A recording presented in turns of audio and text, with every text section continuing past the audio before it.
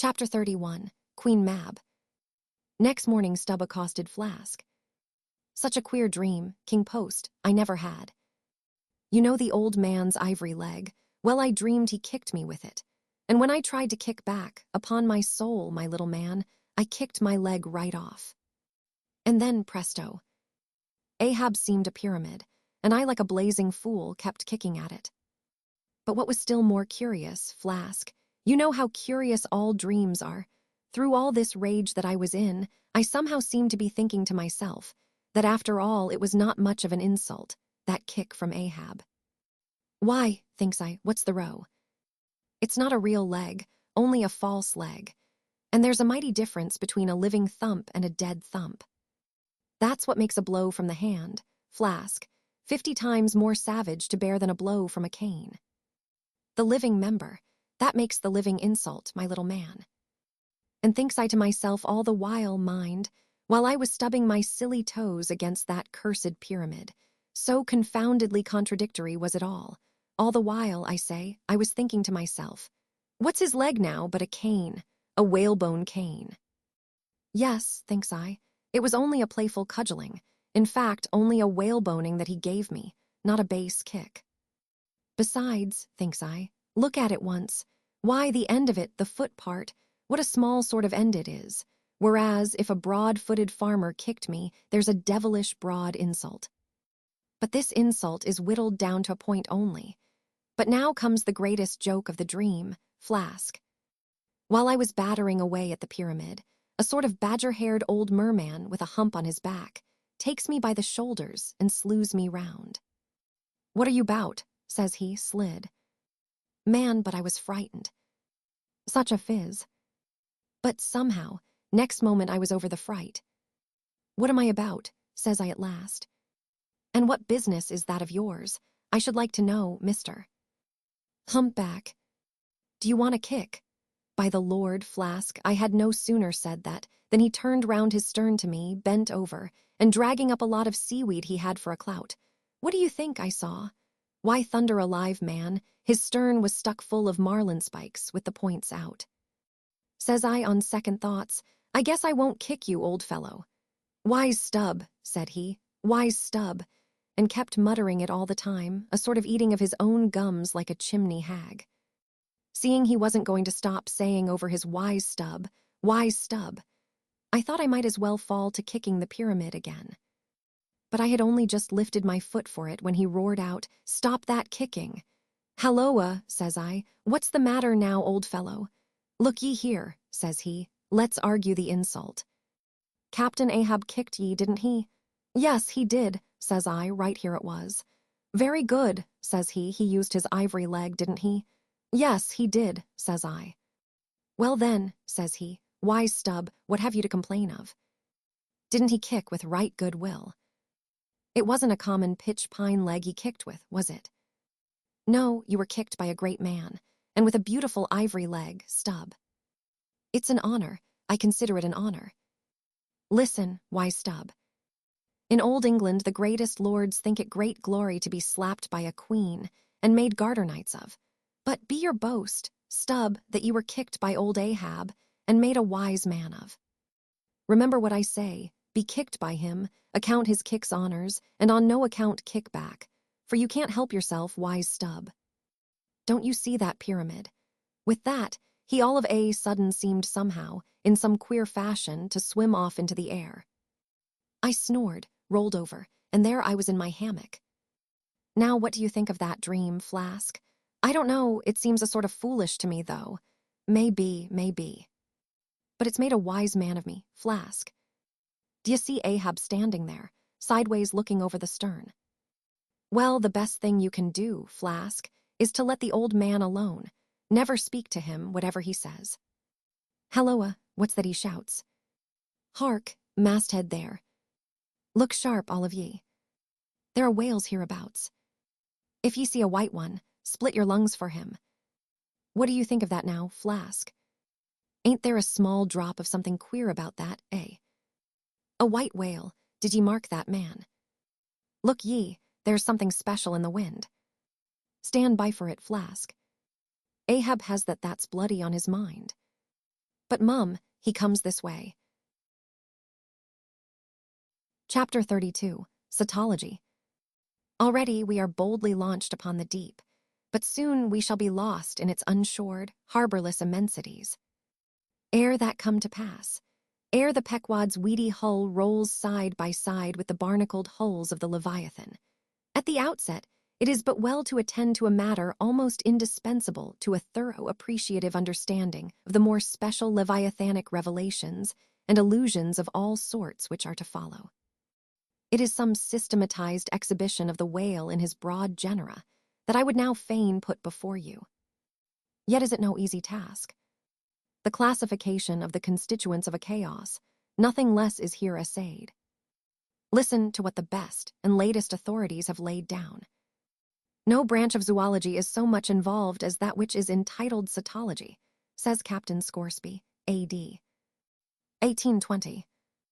It is not my intention, were it in my power, to enter into the inquiry as to the true method of dividing the cetacea into groups and families. Utter confusion exists among the historians of this animal. Sperm whale, says Surgeon Beale, A.D. 1839. Unfitness to pursue our research in the unfathomable waters. Impenetrable veil covering our knowledge of the cetacea. A field strewn with thorns. All these incomplete indications but serve to torture us naturalists. Thus speak of the whale, the great Cuvier, and John Hunter, and Lesson, those lights of zoology and anatomy. Nevertheless, though of real knowledge there be little, yet of books there are a plenty, and so in some small degree with cetology or the science of whales. Many are the men, small and great, old and new, landsmen and seamen, who have at large or in little written of the whale. Run over a few.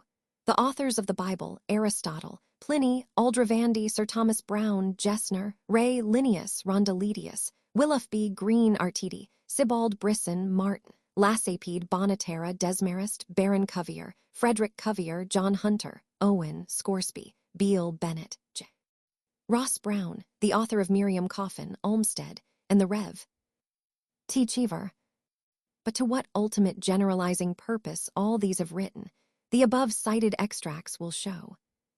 Of the names in this list of whale authors, only those following Owen ever saw living whales, and but one of them was a real professional harpooner and whaleman.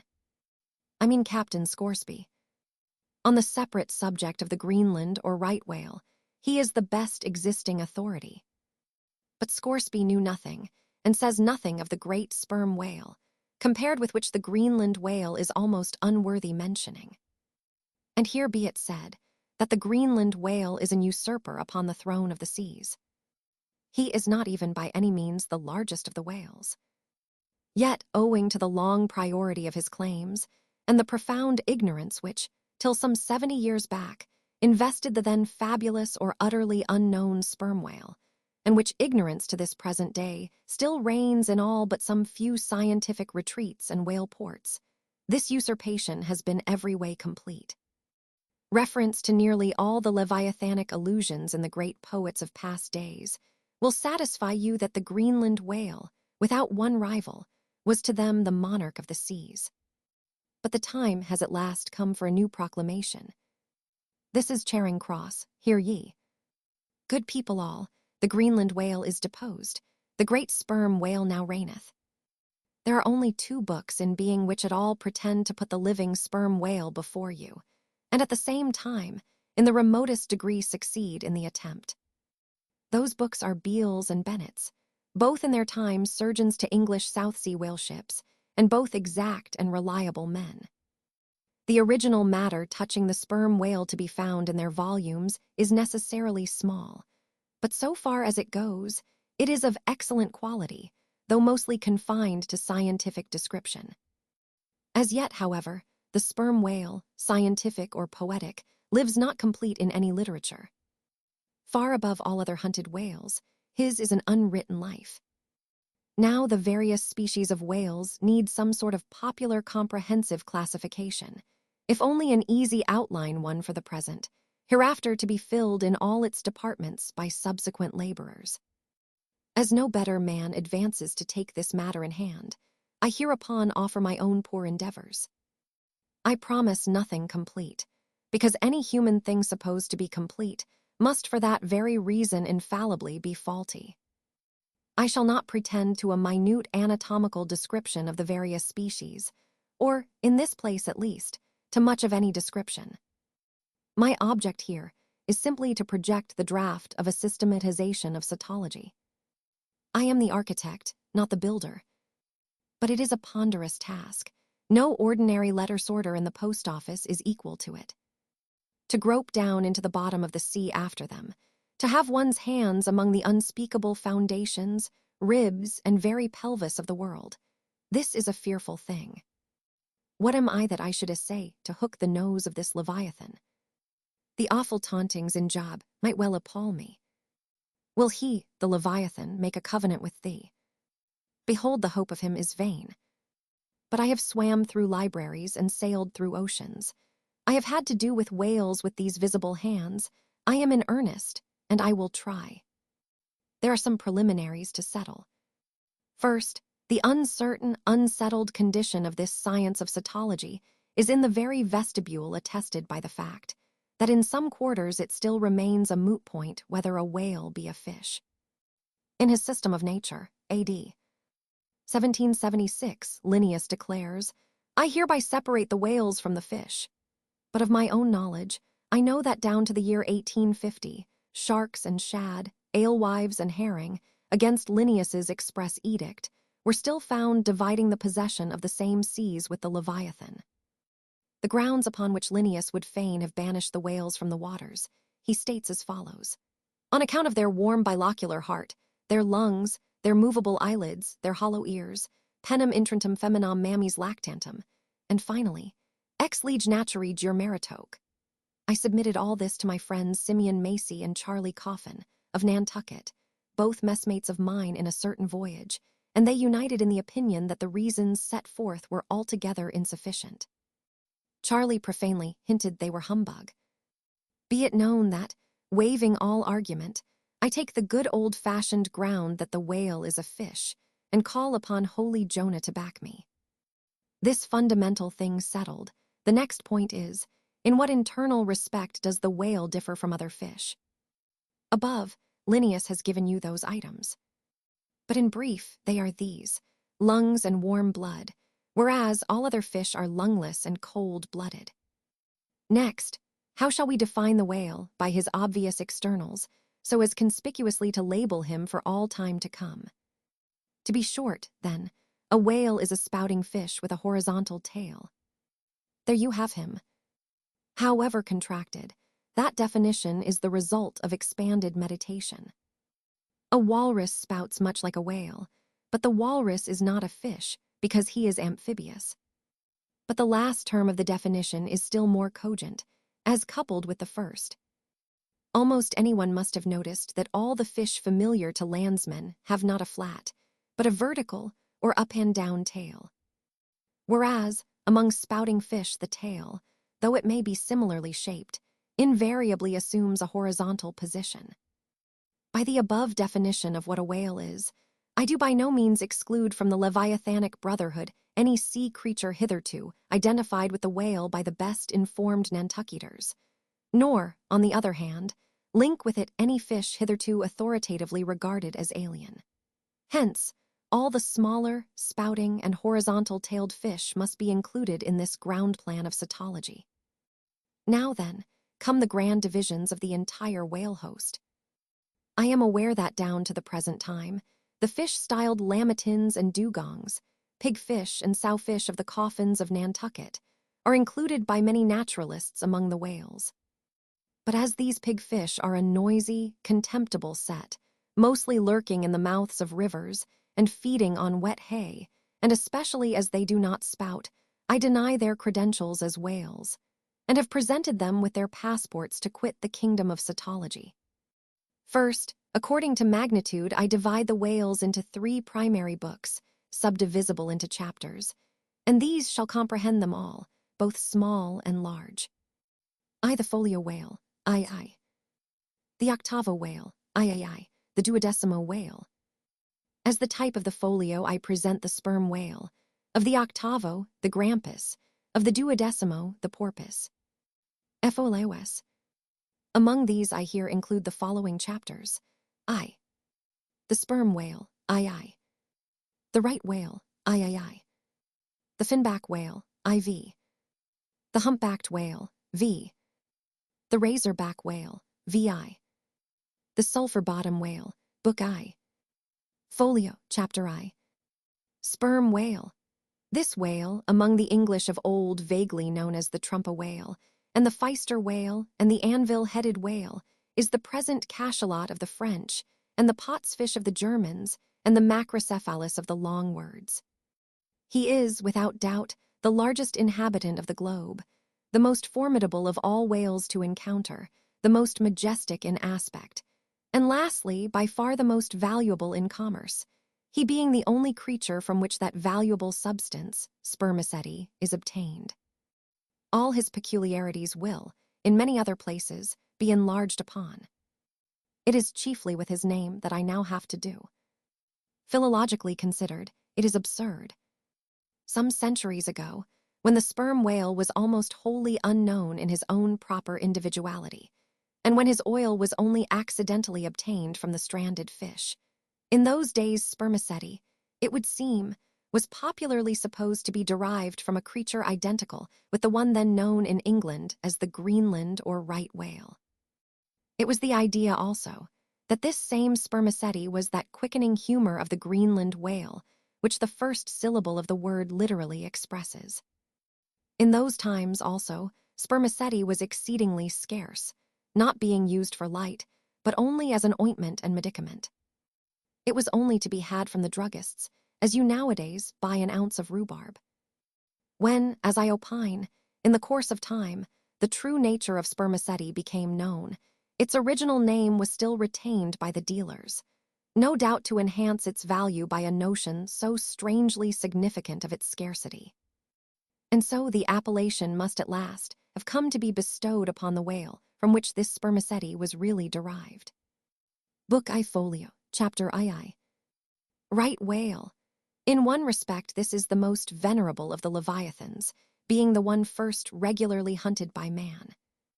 It yields the article commonly known as whalebone or baleen, and the oil specially known as whale oil, an inferior article in commerce. Among the fishermen, he is indiscriminately designated by all the following titles: the whale, the Greenland whale, the black whale, the great whale, the true whale, the right whale. There is a deal of obscurity concerning the identity of the species, thus multitudinously baptized. What then is the whale, which I include in the second species of my folios? It is the great mystistus of the English naturalists, the Greenland whale of the English whalemen, the baleen ordinaire of the French whalemen, the growlands wallfish of the Swedes. It is the whale which for more than 2 centuries past has been hunted by the Dutch and English in the Arctic seas. It is the whale which the American fishermen have long pursued in the Indian Ocean, on the Brazil banks, on the northwest coast, and various other parts of the world, designated by them right whale cruising grounds. Some pretend to see a difference between the Greenland whale of the English and the right whale of the Americans. But they precisely agree in all their grand features, nor has there yet been presented a single determinate fact upon which to ground a radical distinction. It is by endless subdivisions based upon the most inconclusive differences that some departments of natural history become so repellingly intricate.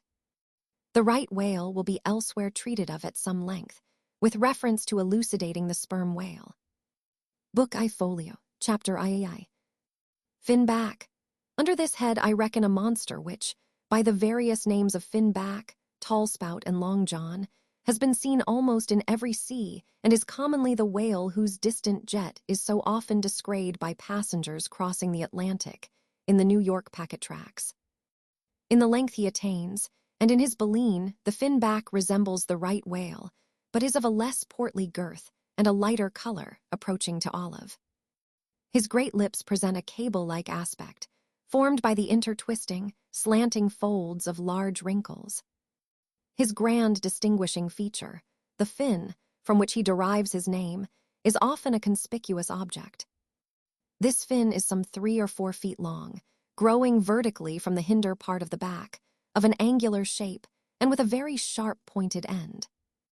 Even if not the slightest other part of the creature be visible, this isolated fin will, at times, be seen plainly projecting from the surface.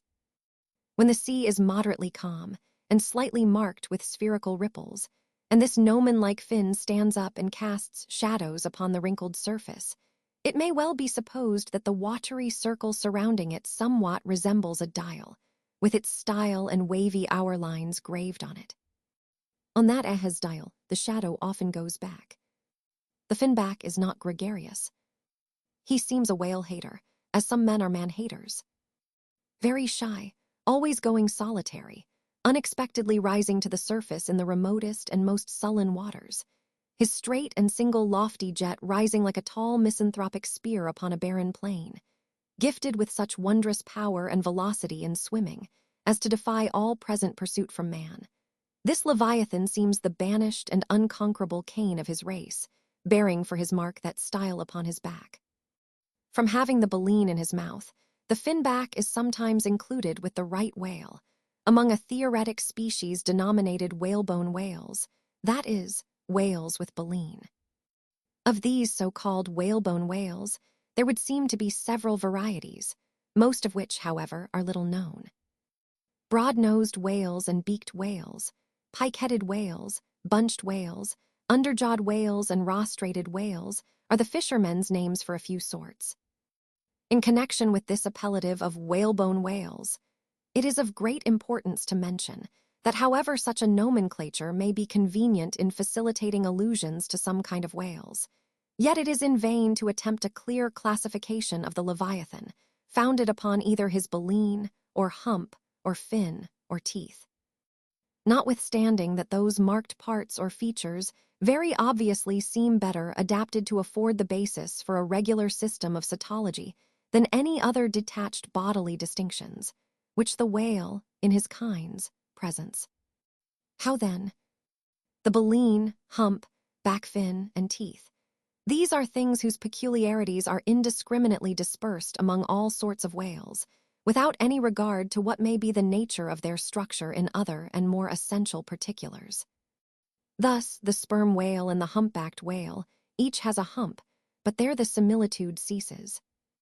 Then this same humpbacked whale and the Greenland whale, each of these has baleen, but there again the similitude ceases. And it is just the same with the other parts above mentioned. In various sorts of whales, they form such irregular combinations, or, in the case of any one of them detached, such an irregular isolation, as utterly to defy all general methodization formed upon such a basis. On this rock, every one of the whale naturalists has split.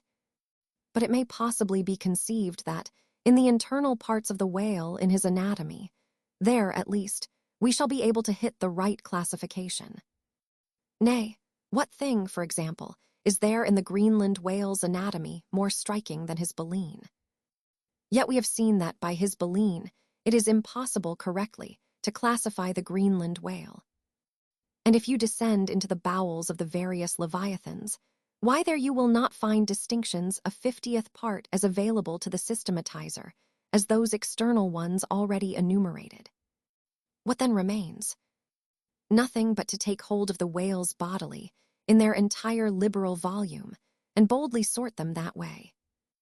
And this is the bibliographical system here adopted, and it is the only one that can possibly succeed, for it alone is practicable. To proceed, Book I Folio, Chapter IV. Humpback.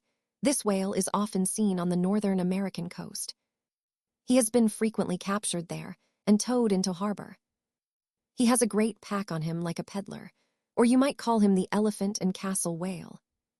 At any rate, the popular name for him does not sufficiently distinguish him, since the sperm whale also has a hump, though a smaller one. His oil is not very valuable. He has baleen. He is the most gamesome and light-hearted of all the whales, making more gay foam and white water generally than any other of them.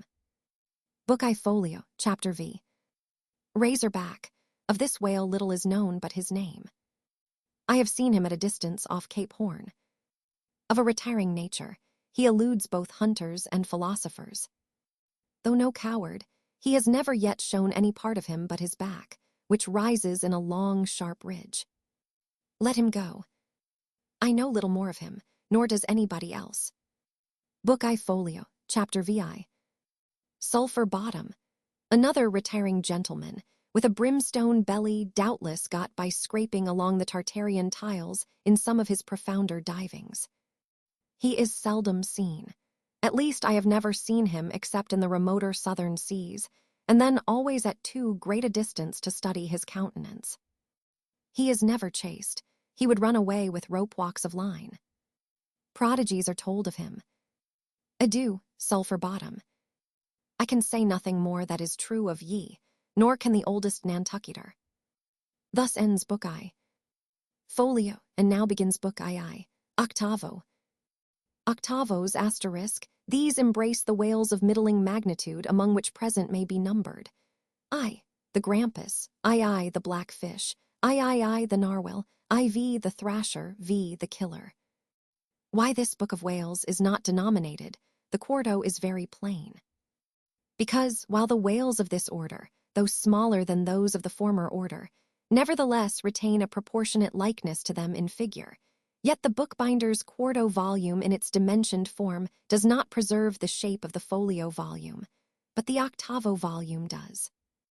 Book II, Octavo, Chapter I. Grampus, though this fish, whose loud sonorous breathing, or rather blowing, has furnished a proverb to landsmen, is so well known a denizen of the deep, yet is he not popularly classed among whales. But possessing all the grand distinctive features of the Leviathan, most naturalists have recognized him for one. He is of moderate octavo size, varying from 15 to 25 feet in length, and of corresponding dimensions round the waist. He swims in herds. He is never regularly hunted, though his oil is considerable in quantity and pretty good for light. By some fishermen his approach is regarded as premonitory of the advance of the great sperm whale. Book II, Octavo, Chapter II. Blackfish. I give the popular fishermen's names for all these fish, for generally they are the best. Where any name happens to be vague or inexpressive, I shall say so and suggest another. I do so now, touching the blackfish, so called, because blackness is the rule among almost all whales. So call him the hyena whale, if you please. His veracity is well known, and from the circumstance that the inner angles of his lips are curved upwards, he carries an everlasting Mephistophelian grin on his face. This whale averages some 16 or 18 feet in length. He is found in almost all latitudes. He has a peculiar way of showing his dorsal hooked fin in swimming, which looks something like a Roman nose. When not more profitably employed, the sperm whale hunters sometimes capture the hyena whale to keep up the supply of cheap oil for domestic employment, as some frugal housekeepers, in the absence of company and quite alone by themselves, burn unsavory tallow instead of odorous wax. Though their blubber is very thin, some of these whales will yield you upwards of 30 gallons of oil. Book II, Octavo, Chapter III. Narwhal, that is, nostril whale. Another instance of a curiously named whale, so named I suppose from his peculiar horn being originally mistaken for a peaked nose. The creature is some 16 feet in length, while its horn averages 5 feet, though some exceed 10, and even attain to 15 feet. Strictly speaking, this horn is but a lengthened tusk, growing out from the jaw in a line a little depressed from the horizontal. But it is only found on the sinister side, which has an ill effect, giving its owner something analogous to the aspect of a clumsy left-handed man. What precise purpose this ivory horn or lance answers, it would be hard to say. It does not seem to be used like the blade of the swordfish and billfish, though some sailors tell me that the narwhal employs it for a rake in turning over the bottom of the sea for food. Charlie Coffin said it was used for an ice piercer, for the narwhal, rising to the surface of the polar sea and finding it sheeted with ice, thrusts his horn up and so breaks through. but you cannot prove either of these surmises to be correct. My own opinion is that however this one-sided horn may really be used by the narwhal, however that may be, it would certainly be very convenient to him for a folder in reading pamphlets. The narwhal I have heard called the tusked whale, the horned whale, and the unicorn whale. He is certainly a curious example of the unicornism, to be found in almost every kingdom of animated nature. From certain cloistered old authors, I have gathered that this same sea unicorn's horn was in ancient days regarded as the great antidote against poison, and as such, preparations of it brought immense prices.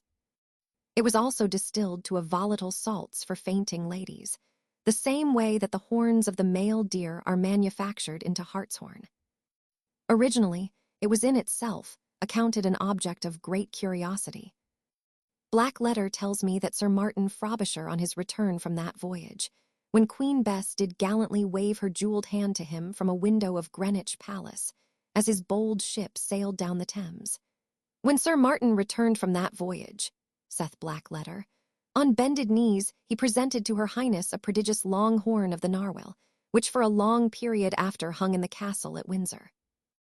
An Irish author avers that the Earl of Leicester, on bended knees, did likewise present to her Highness another horn, pertaining to a land beast of the unicorn nature.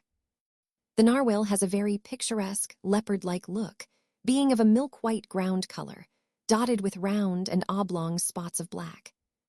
His oil is very superior, clear and fine, but there is little of it, and he is seldom hunted. He is mostly found in the circumpolar seas. Book II, Octavo, Chapter IV. Killer. Of this whale little is precisely known to the Nantucketer, and nothing at all to the professed naturalist. From what I have seen of him at a distance, I should say that he was about the bigness of a grampus. He is very savage, a sort of Fiji fish. He sometimes takes the great folio whales by the lip and hangs there like a leech, till the mighty brute is worried to death. The killer is never hunted. I never heard what sort of oil he has. Exception might be taken to the name bestowed upon this whale, on the ground of its indistinctness. For we are all killers, on land and on sea, Bonapartes and sharks included. Book II, Octavo, Chapter V. Thrasher. This gentleman is famous for his tail, which he uses for a ferrule in thrashing his foes. He mounts the folio whale's back, and as he swims, he works his passage by flogging him, as some schoolmasters get along in the world by a similar process. Still less is known of the thrasher than of the killer. Both are outlaws, even in the lawless seas. Thus ends Book II. Octavo, and begins Book III, Duodecimo. Duodecimos, these include the smaller whales, I. The huzzah porpoise, II, the Algerine porpoise, III, the mealy-mouthed porpoise. To those who have not chanced specially to study the subject, it may possibly seem strange that fishes not commonly exceeding 4 or 5 feet should be marshaled among whales, a word which, in the popular sense, always conveys an idea of hugeness. But the creatures set down above as duodecimos are infallibly whales, by the terms of my definition of what a whale is, i.e., a spouting fish with a horizontal tail. Book III, Duodecimo, Chapter 1. Huzzah porpoise. This is the common porpoise found almost all over the globe. The name is of my own bestowal, for there are more than one sort of porpoises, and something must be done to distinguish them. I call him thus because he always swims in hilarious shoals, which upon the broad sea keep tossing themselves to heaven like caps in a 4th of July crowd. Their appearance is generally hailed with delight by the mariner. Full of fine spirits, they invariably come from the breezy billows to windward. They are the lads that always live before the wind. They are accounted a lucky omen. If you yourself can withstand 3 cheers at beholding these vivacious fish, then heaven help ye. The spirit of godly gamesomeness is not in ye. A well-fed, plump huzzah porpoise will yield you 1 good gallon of good oil. But the fine and delicate fluid extracted from his jaws is exceedingly valuable. It is in request among jewelers and watchmakers. Sailors put it on their hones. Porpoise meat is good eating, you know. It may never have occurred to you that a porpoise spouts. Indeed, his spout is so small that it is not very readily discernible. But the next time you have a chance, watch him, and you will then see the great sperm whale himself in miniature. Book III, 12, Chapter II. Algerine porpoise, a pirate, very savage. He is only found, I think, in the Pacific. He is somewhat larger than the huzzah porpoise, but much of the same general make. Provoke him, and he will buckle to a shark. I have lowered for him many times, but never yet saw him captured. Book III, 12, Chapter III. Mealy-mouthed porpoise, the largest kind of porpoise, and only found in the Pacific so far as it is known. The only English name, by which he has hitherto been designated, is that of the fishers, right whale porpoise, from the circumstance that he is chiefly found in the vicinity of that folio.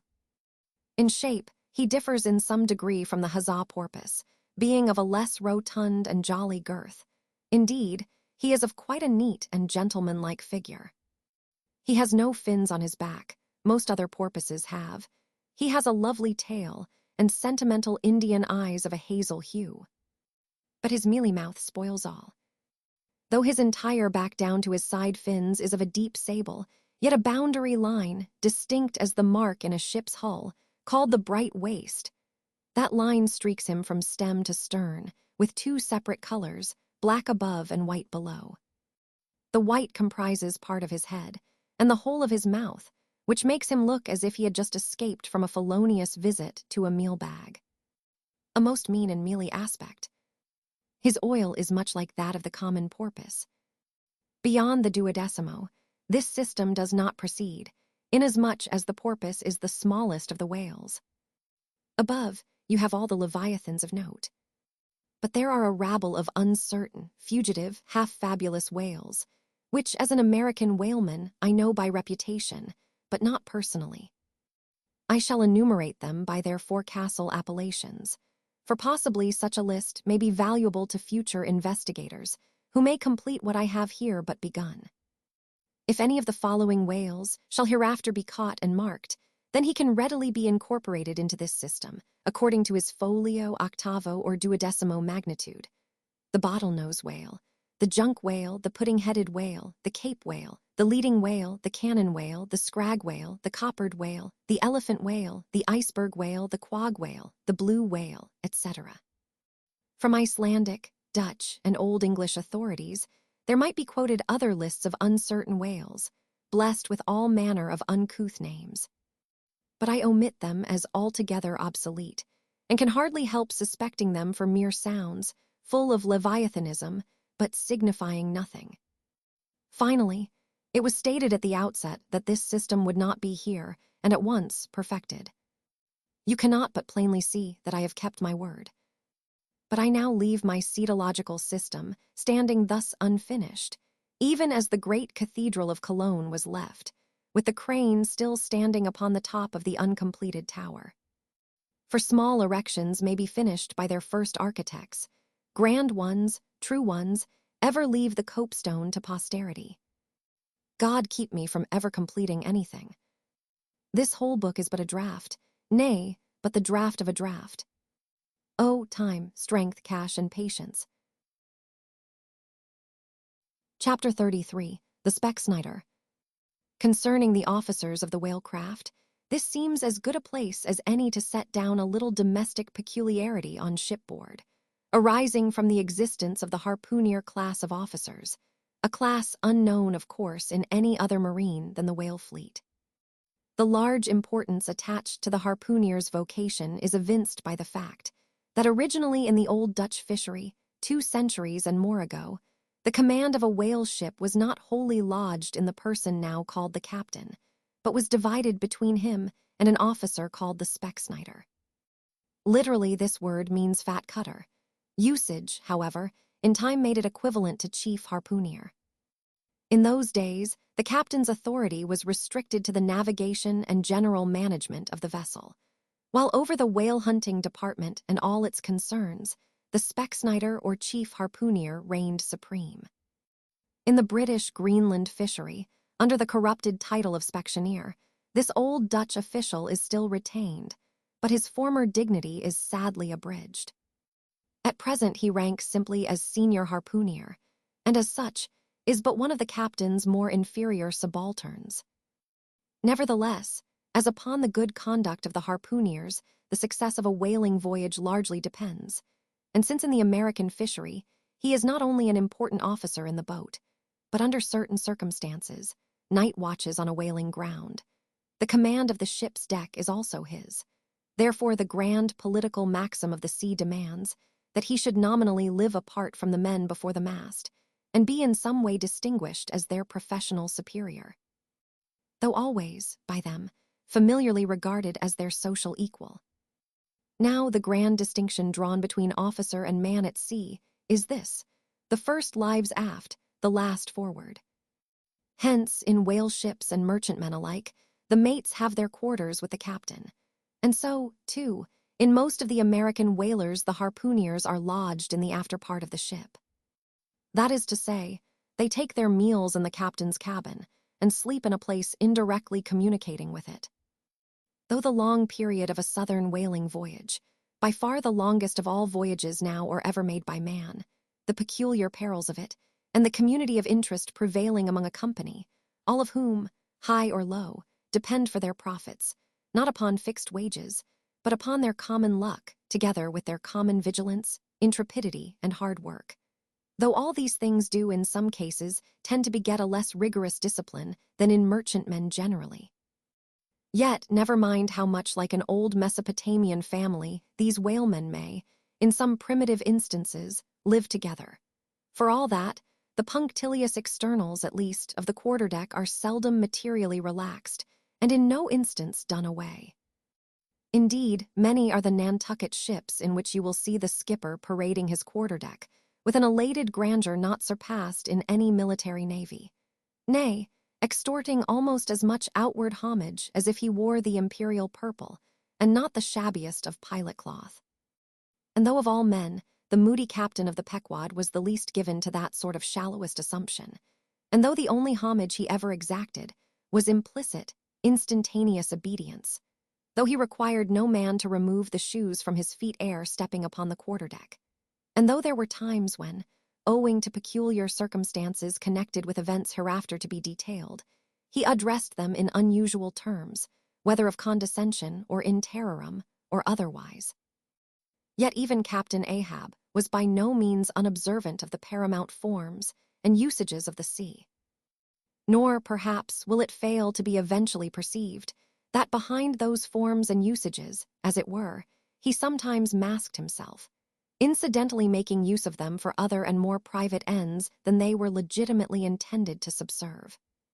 That certain sultanism of his brain, which had otherwise in a good degree remained unmanifested, through those forms that same sultanism became incarnate in an irresistible dictatorship. For be a man's intellectual superiority what it will, it can never assume the practical, available supremacy over other men, without the aid of some sort of external arts and entrenchments, always, in themselves, more or less paltry and base.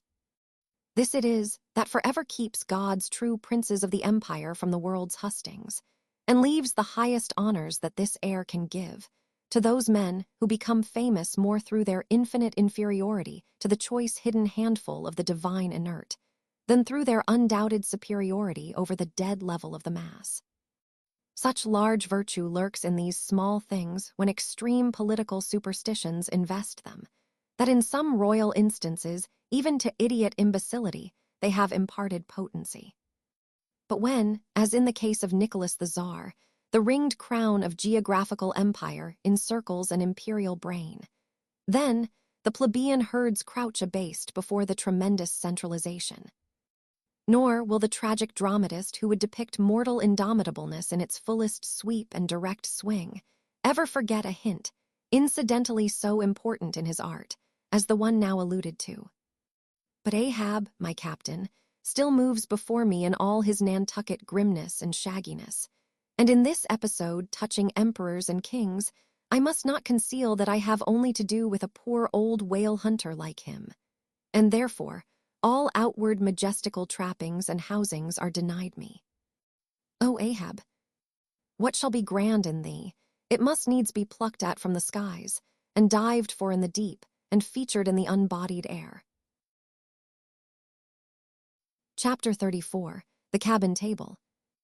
It is noon, and Doughboy, the steward, thrusting his pale loaf-of-bread face from the cabin scuttle, announces dinner to his lord and master, who, sitting in the lee quarter-boat, has just been taking an observation of the sun, and is now mutely reckoning the latitude on the smooth, medallion-shaped tablet, reserved for that daily purpose on the upper part of his ivory leg. From his complete inattention to the tidings, you would think that moody Ahab had not heard his menial. But presently, catching hold of the mizzen shrouds, he swings himself to the deck and in an even, unexhilarated voice, saying, "Dinner, mister." Starbuck disappears into the cabin. When the last echo of his sultan's step has died away, and Starbuck, the first emir, has every reason to suppose that he is seated, then Starbuck rouses from his quietude, takes a few turns along the planks, and after a grave peep into the binnacle, says, with some touch of pleasantness, "Dinner, mister." Stub, and descends the scuttle. The second emir lounges about the rigging a while, and then slightly shaking the main brace to see whether it will be all right with that important rope, he likewise takes up the old burden, and with a rapid "Dinner, mister."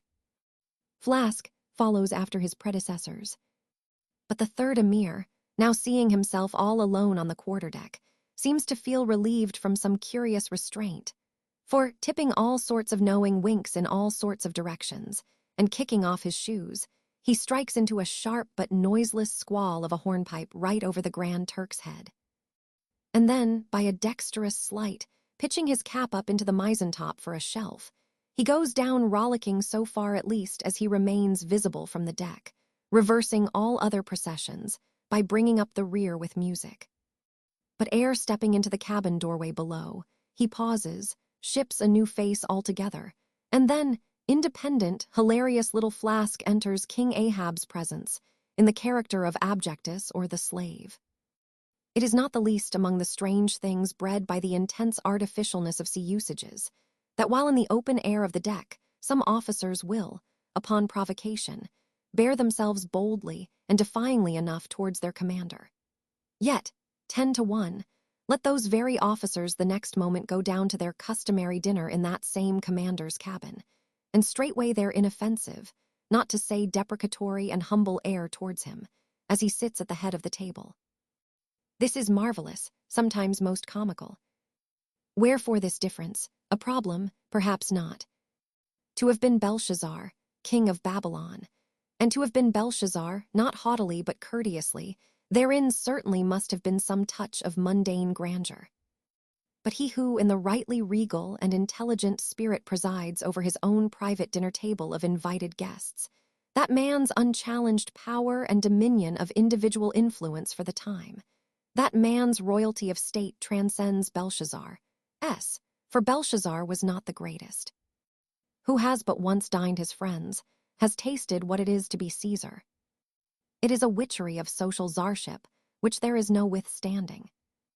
Now, if to this consideration you superadd the official supremacy of a shipmaster, then, by inference, you will derive the cause of that peculiarity of sea life just mentioned.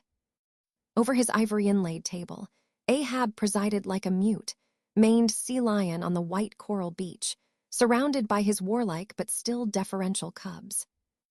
In his own proper turn, each officer waited to be served. They were as little children before Ahab, and yet, in Ahab, there seemed not to lurk the smallest social arrogance. With one mind, their intent eyes all fastened upon the old man's knife, as he carved the chief dish before him. I do not suppose that, for the world, they would have profaned that moment with the slightest observation, even upon so neutral a topic as the weather. No.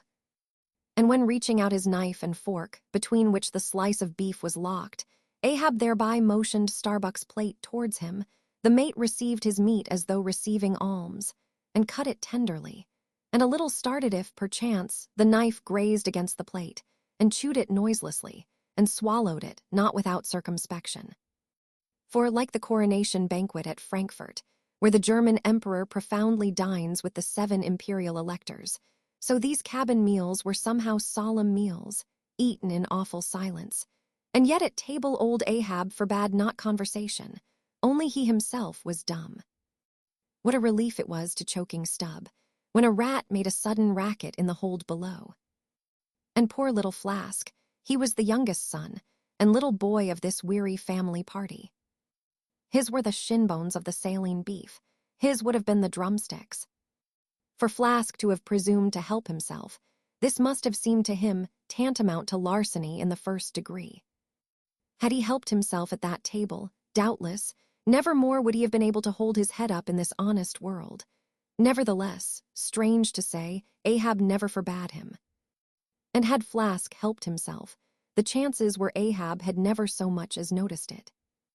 Least of all, did Flask presume to help himself to butter. Whether he thought the owners of the ship denied it to him, on account of its clotting his clear, sunny complexion, or whether he deemed that, on so long a voyage in such marketless waters, butter was at a premium, and therefore was not for him a subaltern. However it was, Flask, alas, was a butterless man, another thing. Flask was the last person down at the dinner, and Flask is the first man up. Consider.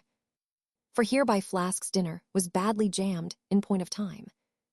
Starbuck and Stubb both had the start of him, and yet they also have the privilege of lounging in the rear.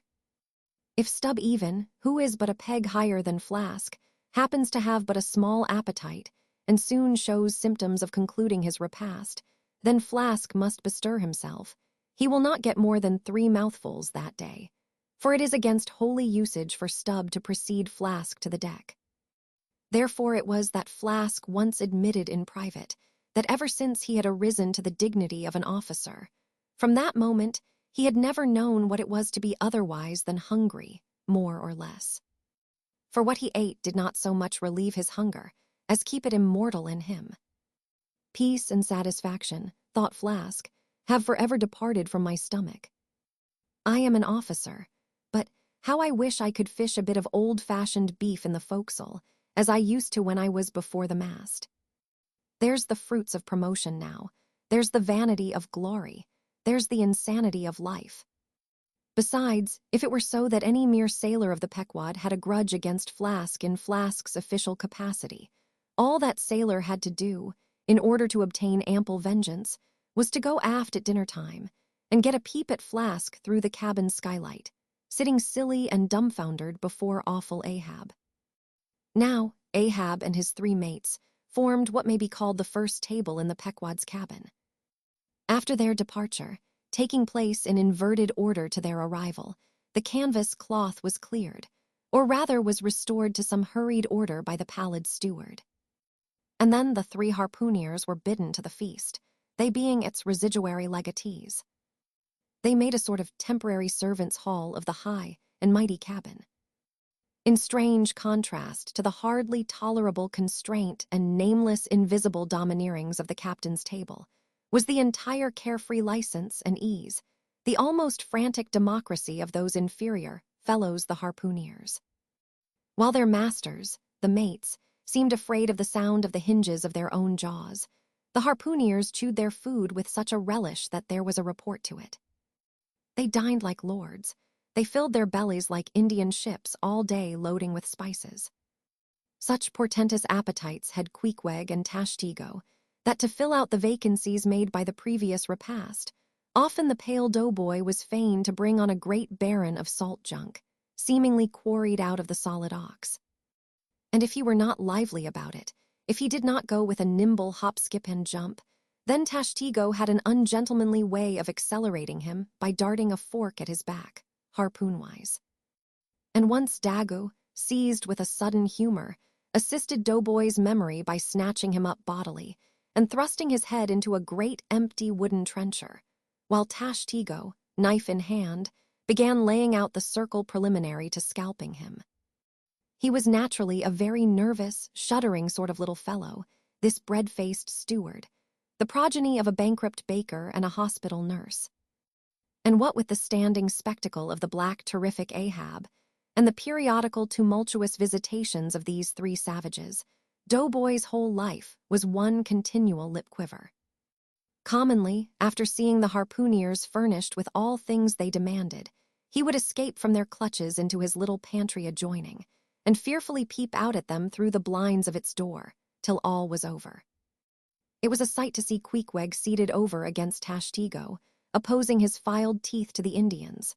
Crosswise to them, Daggoo seated on the floor, for a bench would have brought his hearse-plumed head to the low carlines. At every motion of his colossal limbs, making the low cabin framework to shake, as when an African elephant goes passenger in a ship. But for all this, the great Negro was wonderfully abstemious, not to say dainty. It seemed hardly possible that by such comparatively small mouthfuls, he could keep up the vitality diffused through so broad, baronial, and superb a person. But doubtless, this noble savage fed strong and drank deep of the abounding element of air, and through his dilated nostrils snuffed in the sublime life of the worlds. Not by beef or by bread are giants made or nourished.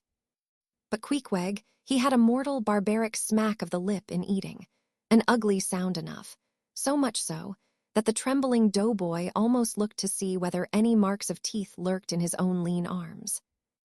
And when he would hear Tashtego singing out for him to produce himself, that his bones might be picked, the simple-witted steward all but shattered the crockery hanging round him in the pantry, by his sudden fits of the palsy. Nor did the whetstone which the harpooneers carried in their pockets, for their lances and other weapons, and with which whetstones, at dinner, they would ostentatiously sharpen their knives, that grating sound did not at all tend to tranquilize poor doughboy. How could he forget that in his island days, Queequeg, for one, must certainly have been guilty of some murderous, convivial indiscretions?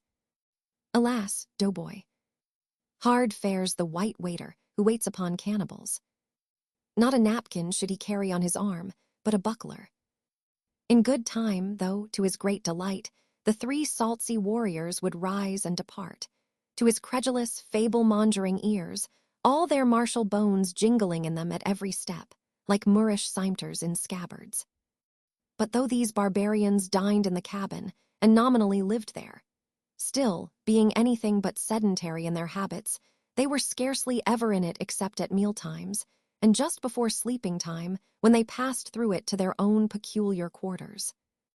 In this one matter, Ahab seemed no exception to most American whale captains, who, as a set, rather incline to the opinion that by rights the ship's cabin belongs to them, and that it is by courtesy alone that anybody else is, at any time, permitted there. So that, in real truth, the mates and harpooneers of the Pequod might more properly be said to have lived out of the cabin than in it. For when they did enter it, it was something as a street door enters a house, turning inwards for a moment, only to be turned out the next, and, as a permanent thing, residing in the open air. Nor did they lose much hereby. In the cabin was no companionship. Socially, Ahab was inaccessible. Though nominally included in the census of Christendom, he was still an alien to it. He lived in the world, as the last of the grizzly bears lived in settled Missouri. And as when spring and summer had departed, that wild Logan of the woods, burying himself in the hollow of a tree, lived out the winter there, sucking his own paws. So, in his inclement, howling old age, Ahab's soul, shut up in the caved trunk of his body, there fed upon the sullen pause of its gloom. Chapter 35, The Masthead. It was during the more pleasant weather that, in due rotation with the other seamen, my first masthead came round.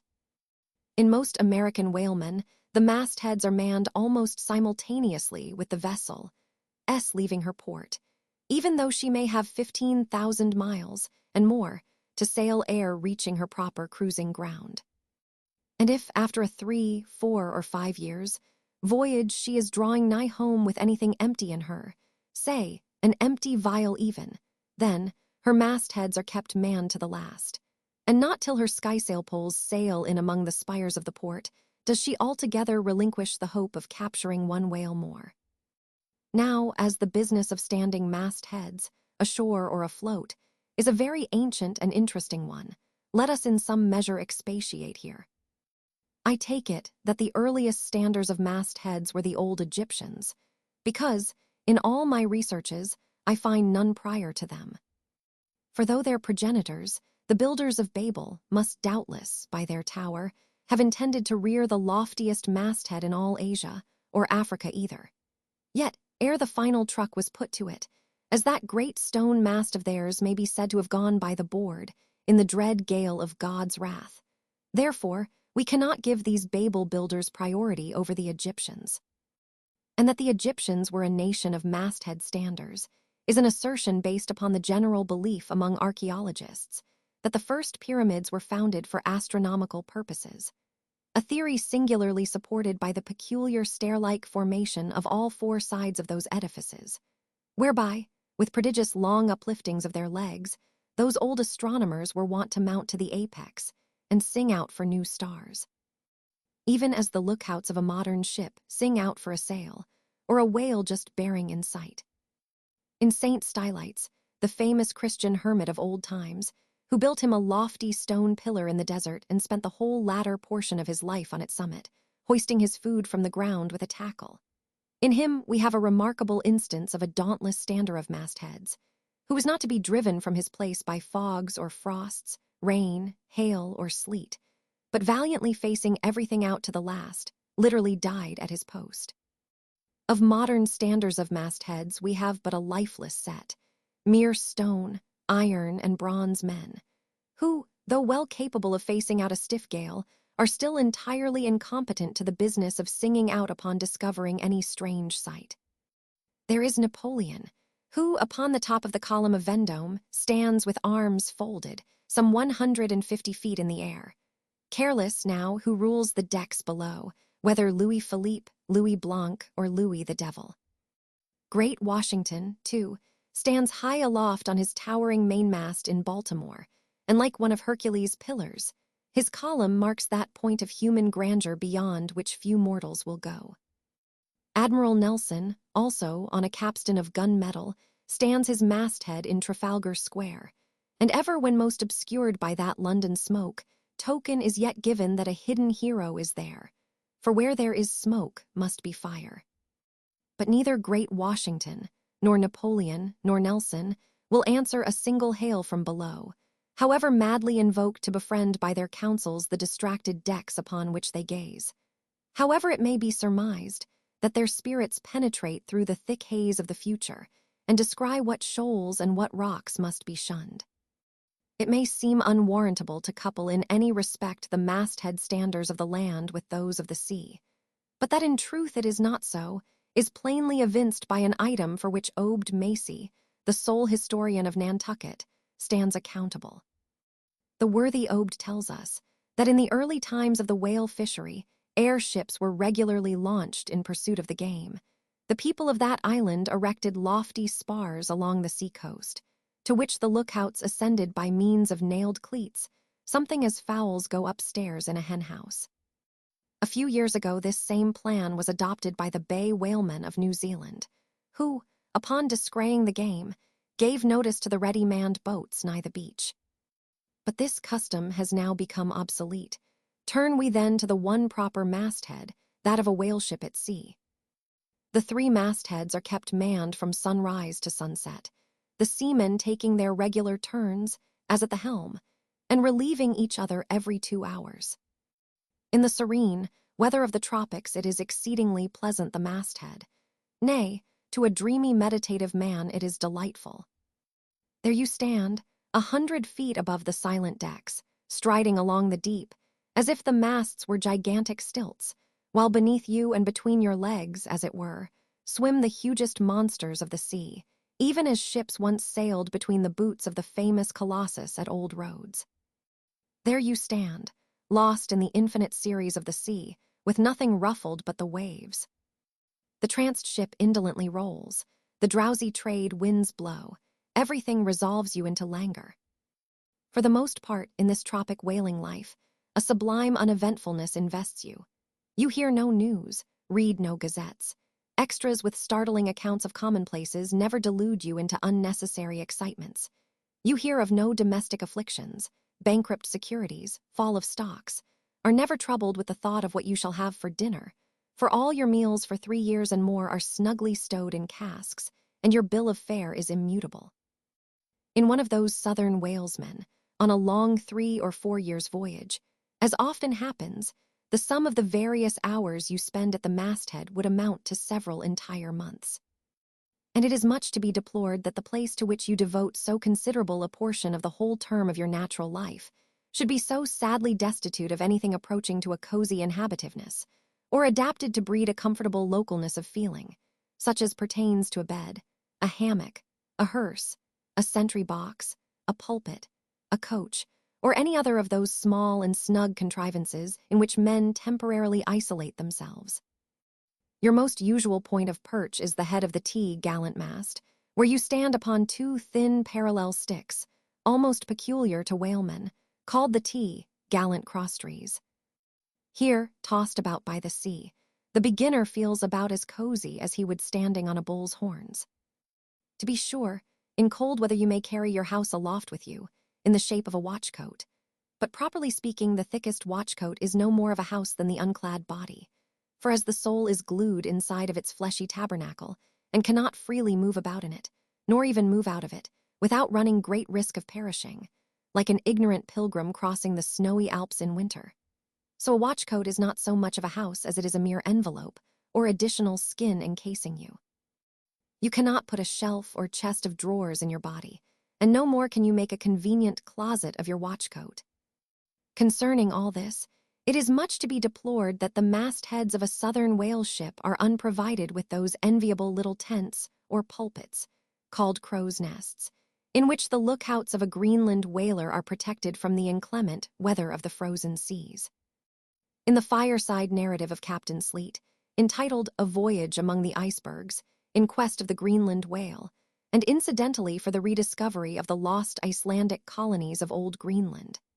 In this admirable volume, all standers of mastheads are furnished with a charmingly circumstantial account of the then recently invented crow's nest of the glacier, which was the name of Captain Sleet's good craft. He called it the Sleet's crow's nest, in honor of himself, he being the original inventor and patentee, and free from all ridiculous false delicacy, and holding that if we call our own children after our own names, we fathers being the original inventors and patentees, so likewise should we denominate after ourselves any other apparatus we may beget. In shape, the Sleet's crow's nest is something like a large tierce or pipe. It is open above, however, where it is furnished with a movable side screen to keep to windward of your head in a hard gale. Being fixed on the summit of the mast, you ascend into it through a little trap hatch in the bottom.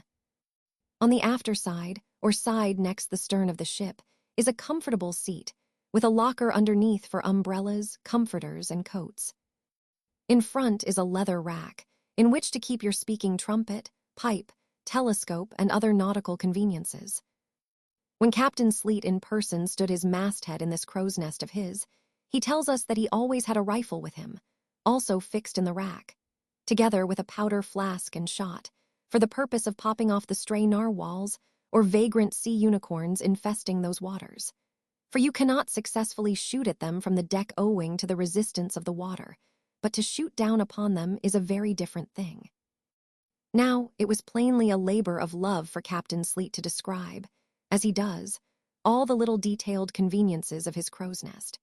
But though he so enlarges upon many of these, and though he treats us to a very scientific account of his experiments in this crow's nest, with a small compass he kept there for the purpose of counteracting the errors resulting from what is called the local attraction of all binnacle magnets, an error ascribable to the horizontal vicinity of the iron in the ship's planks, and in the glacier's case, perhaps, to there having been so many broken-down blacksmiths among her crew.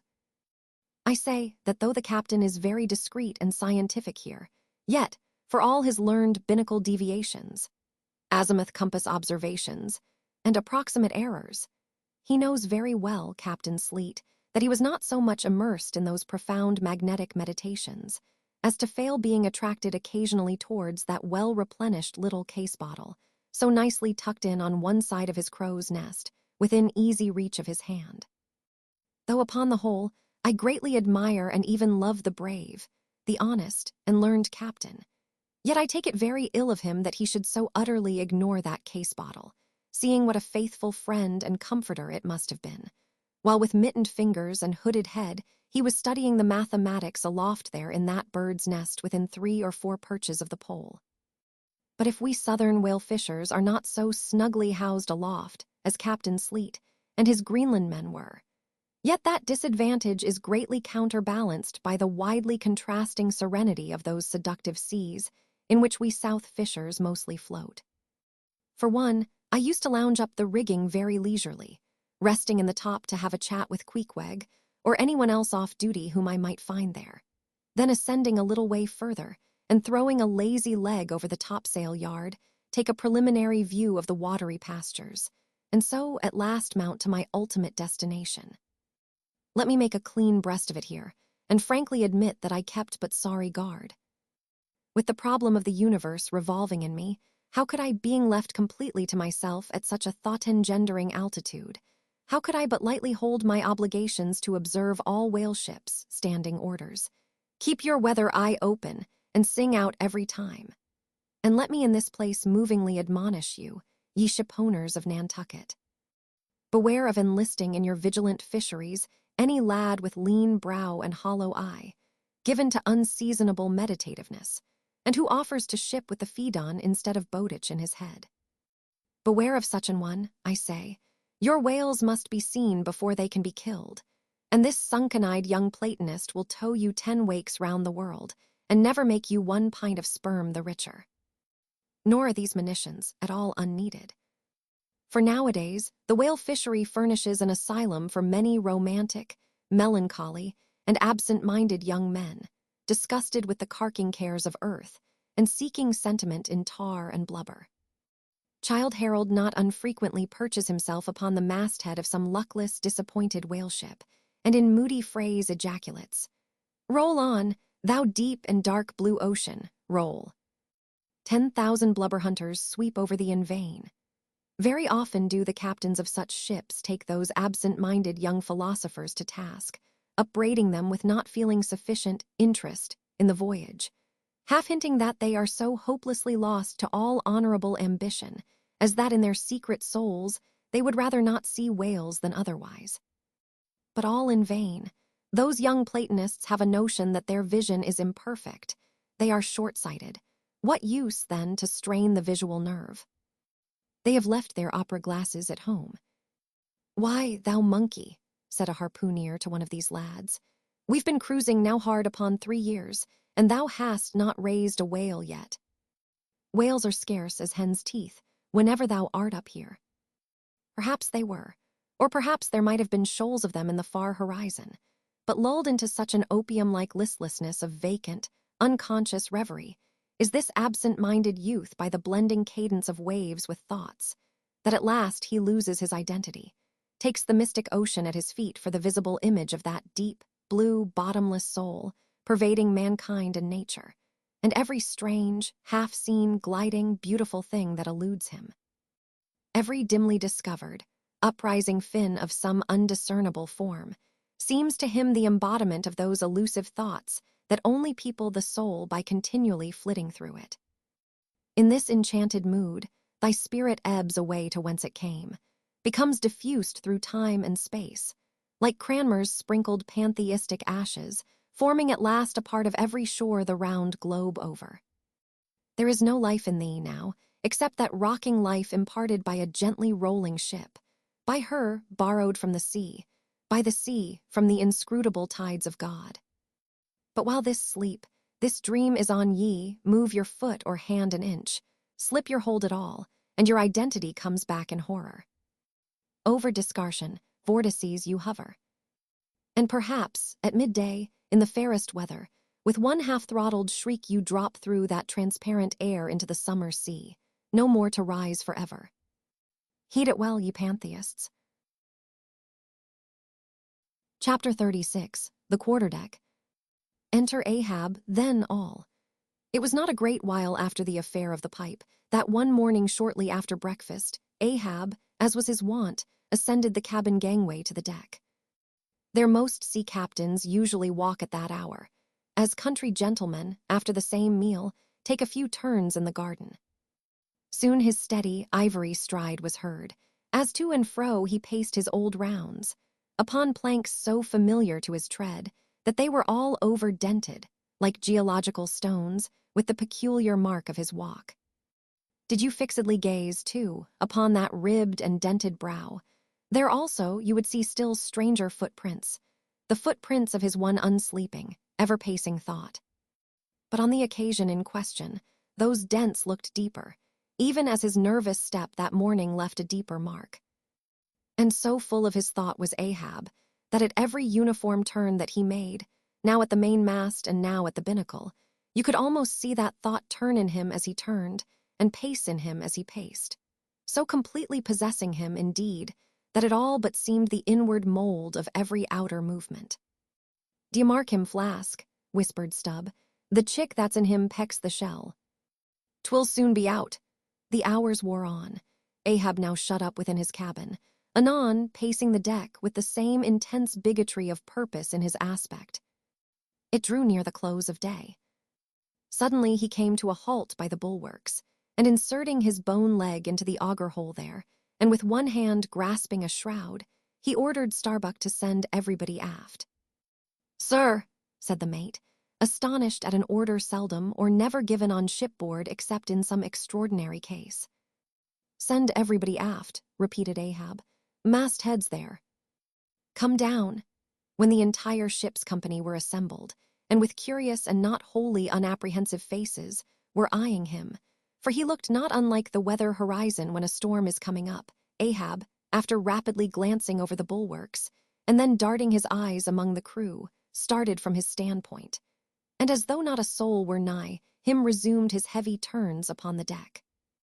With bent head and half-slouched hat, he continued to pace, unmindful of the wondering whispering among the men, till Stubb cautiously whispered to Flask that Ahab must have summoned them there for the purpose of witnessing a pedestrian feat.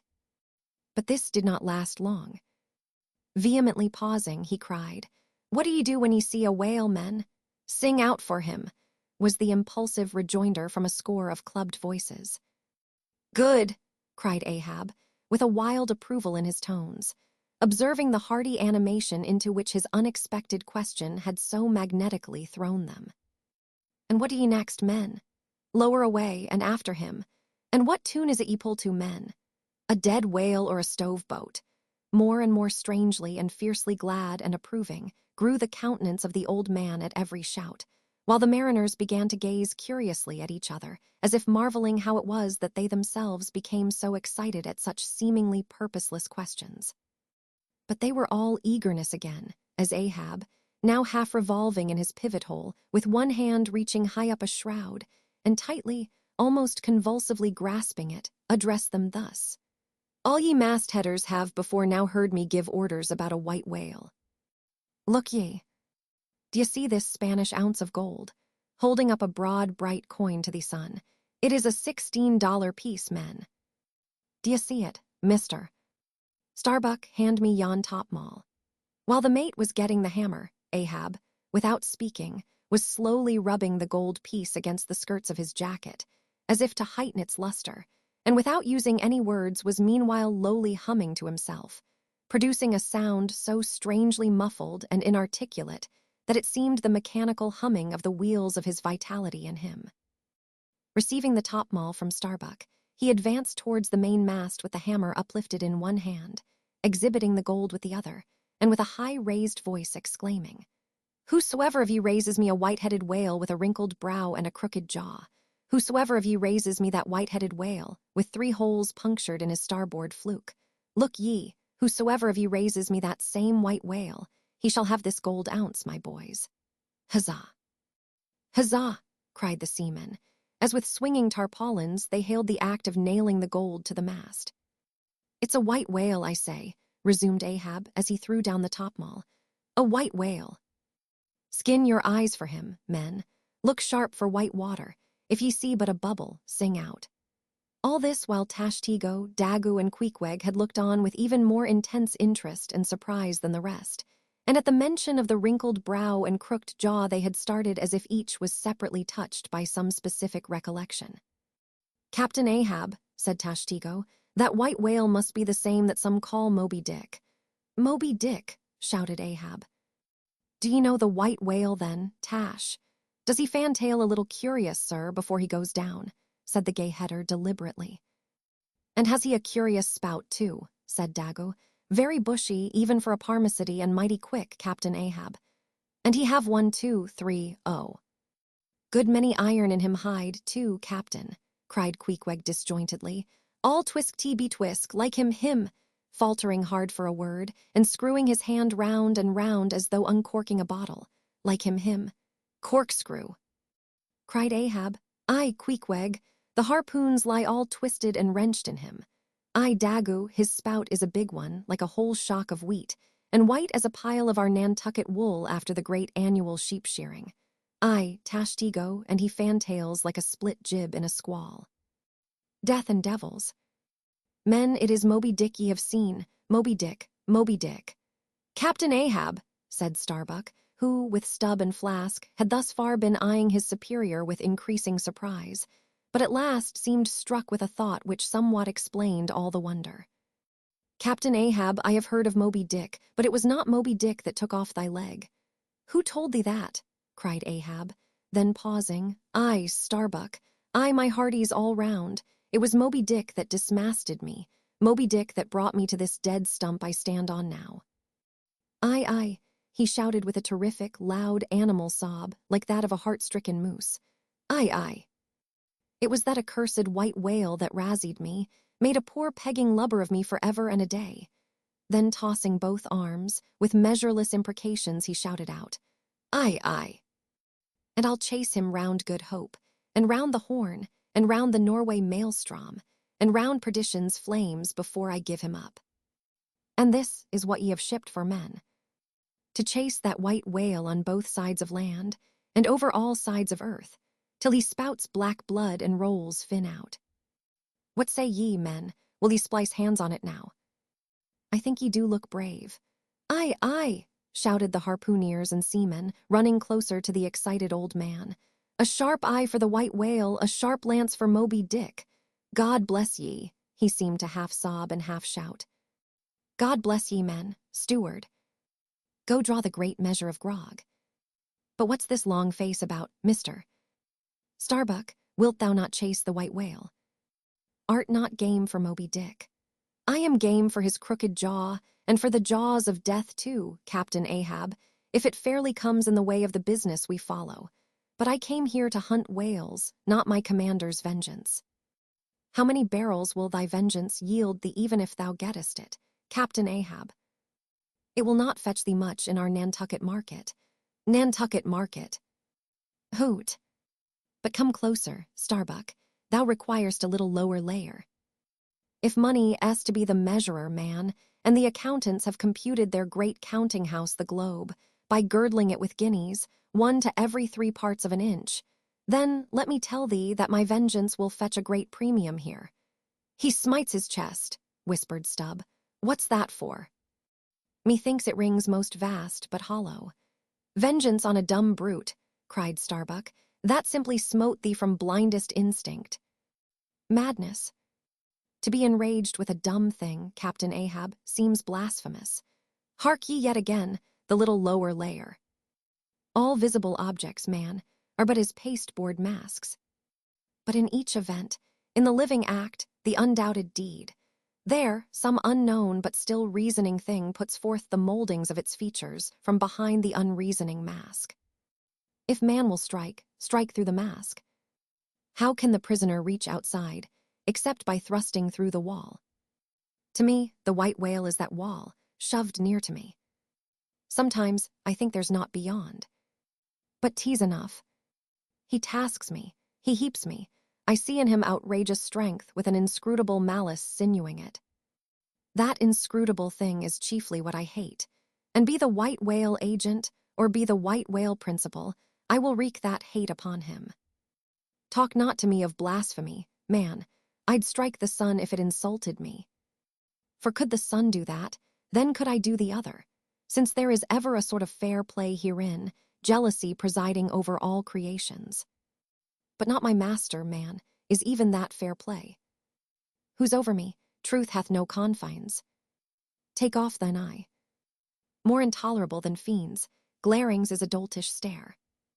So, thou readinest and palest, my heat has melted thee to anger glow. But look ye, Starbuck, what is said in heat, that thing unsays itself. There are men from whom warm words are small indignity. I meant not to incense thee. Let it go, look. See yonder Turkish cheeks of spotted tawn, living, breathing pictures painted by the sun. The pagan leopards, the unrecking and unworshipping things, that live, and seek, and give no reasons for the torrid life they feel. The crew, man, the crew. Are they not one and all with Ahab, in this matter of the whale? See Stubb, he laughs, see yonder Chilean. He snorts to think of it. Stand up amid the general hurricane, thy one-tossed sapling cannot, Starbuck. And what is it, reckon it? Tease but to help strike a fin, no wondrous feat for Starbuck. What is it more?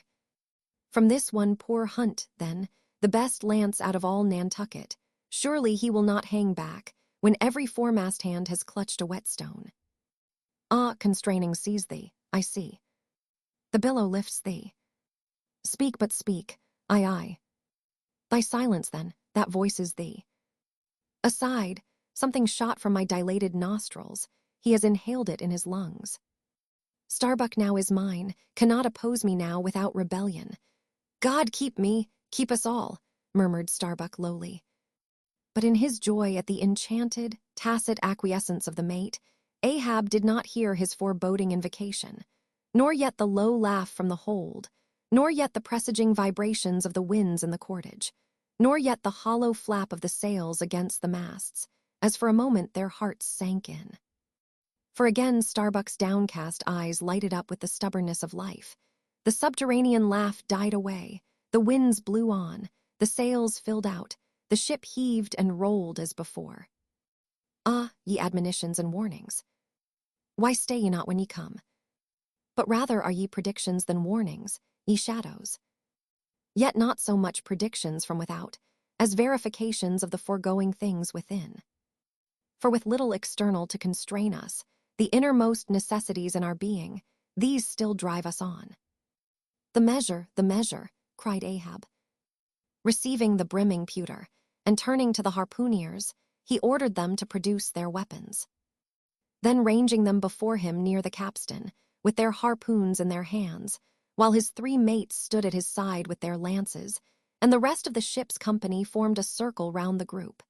He stood for an instant searchingly eyeing every man of his crew.